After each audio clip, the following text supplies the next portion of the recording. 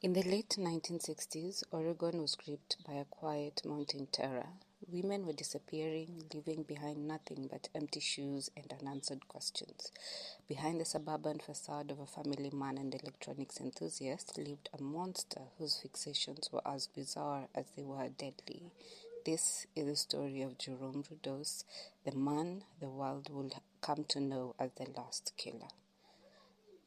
The darkness didn't start in adulthood. It began in a house of resentment. Jerome's mother had desperately wanted a girl, and she never let him forget his failure to become one.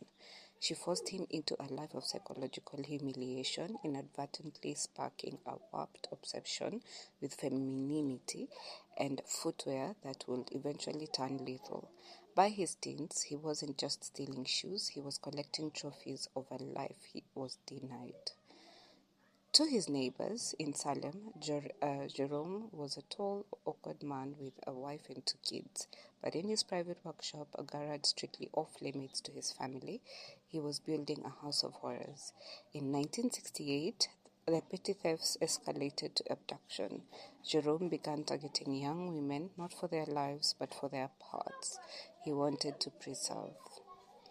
Between 1968 and 1969, 4 women, Linda Slauson, Jan Whitney, Karen Sprinker, and Linda Sallee, fell victim to his depravity. Brudos didn't just kill, he curated. He would dress his victims in specific outfits and shoes, photographing them in grotesque recreation of fashion spreads before disposing of their bodies in the Willamette River. He was a man who saw humans as mannequins.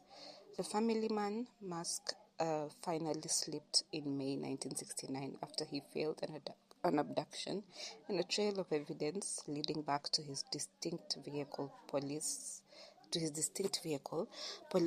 the Brudos home. What they found in his garage defied explanation. A collection of hundreds of shoes, far more grisly preserved anatomical trophies that confirmed their worst fears.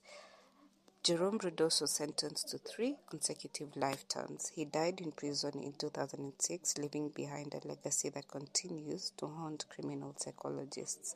He remains one of the most cases in history of the FBI's Behavioral Science Unit, a reminder that sometimes the most terrifying monsters are the ones living right next door.